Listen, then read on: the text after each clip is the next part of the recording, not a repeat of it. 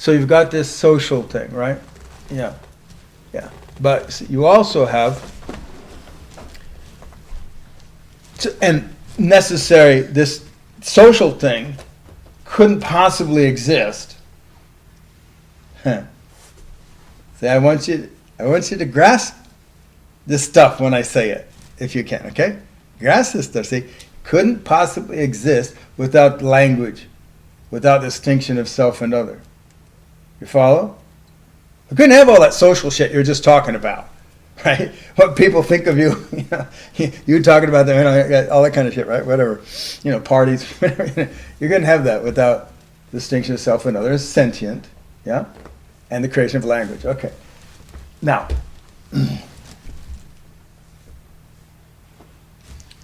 Push again. What if you didn't have that distinction of self and other? What if you didn't have, let me be even more irritating. What if you didn't have the distinction of you and not you?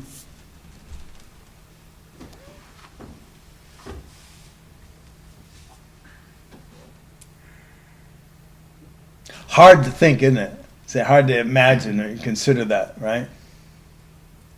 And here's a thing.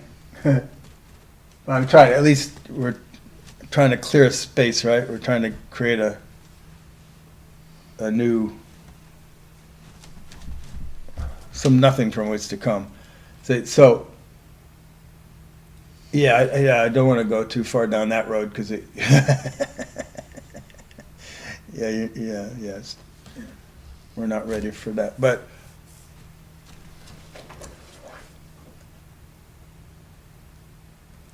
So when you look at your experience, yeah, your entire experience lives in you and not you, doesn't it? It has to. You know what I'm saying? But can you see that?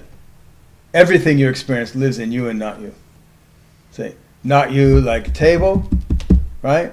And the wall, see, which you don't communicate with, like probably, see, and then not you like other sentient beings. And it's the other sentient being distinction that creates the language and the social and all that, right? Not the table. So far, so good? Okay. But now, when you look into your experience, yeah, what do you find that's not in relationship to not you as a sentient, even as a sentient?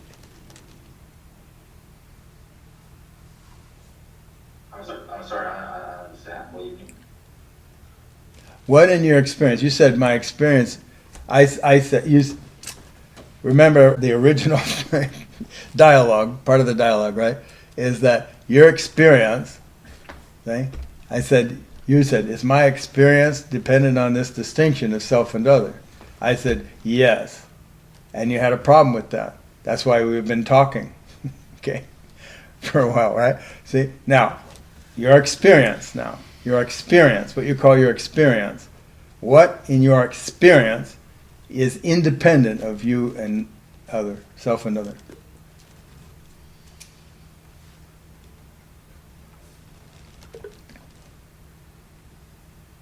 Are you talking, you mean like other people or other? Yeah, other sentience, the possibility of other sentience, right? Beings. Objects. Okay. Now, where do objects live in your experience?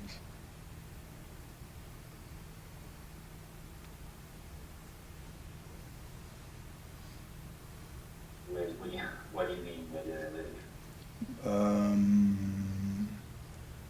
Where do they live? Where do they exist in your experience?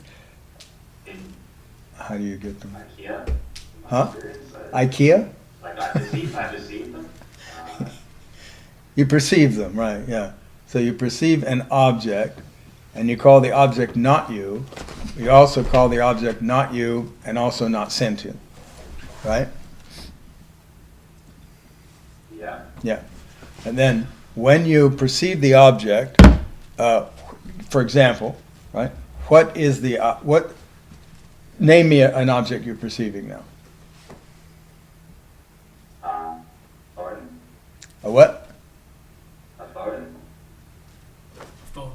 A phone?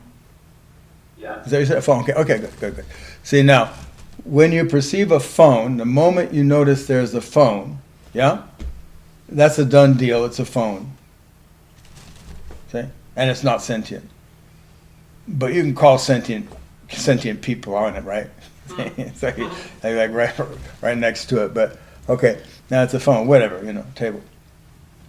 Now, when it's a phone for you, that creates a particular relationship to it, that it's a phone or a table. Yeah? Just that it being phone. Now, that it's a phone is a function of language, yes?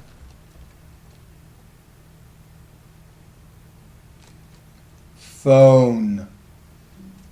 Table. Yes, so that its phone is like it's like representing something that's there. Is that what you think? Yeah, language. It's a word. Yes. Yeah. Yeah. Yes. So every object you see or relate to is going to be some word or other, yes? Ergo, it all going to live in language. Going to be a distinction that's represented by some form. Remember language? Language is representing every distinction that we make in reality with a form that's not that distinction itself. A sound, phone, say a character, phone, or whatever, yeah? Braille phone, a movement, whatever. See, so some movement, some shape, some sound, something that we perceive that represents that distinction.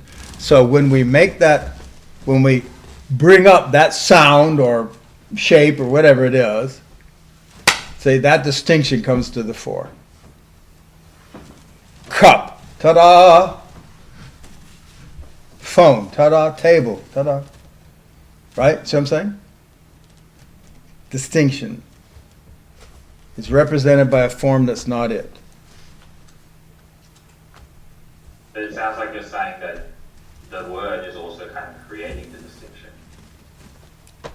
The word is representing the distinction, and in your experience, it's creating the distinction, which is to say, it's bringing the distinction into your experience. See? Ah, that is what that is. You see what I'm saying? That is what that is. Yeah? Yeah. Yeah. Okay, now, let's push a little bit more. And as we see, language is a function of... Go ahead, give it to me. Yeah! That wasn't so hard, that was it? And self and other create what domain? What context? Social. You got it. You following this a little bit?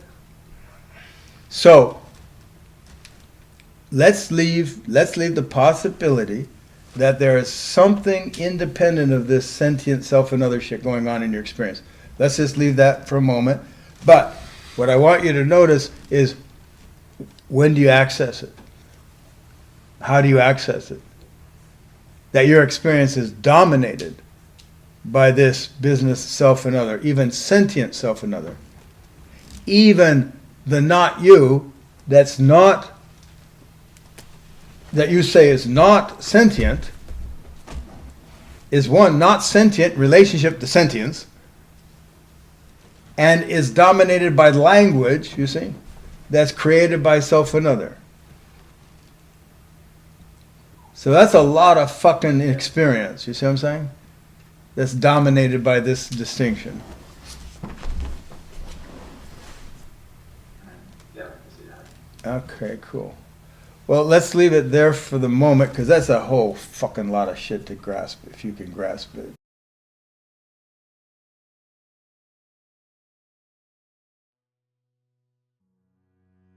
Thanks for watching. If you like this video, please consider joining a workshop. They're more powerful than you think.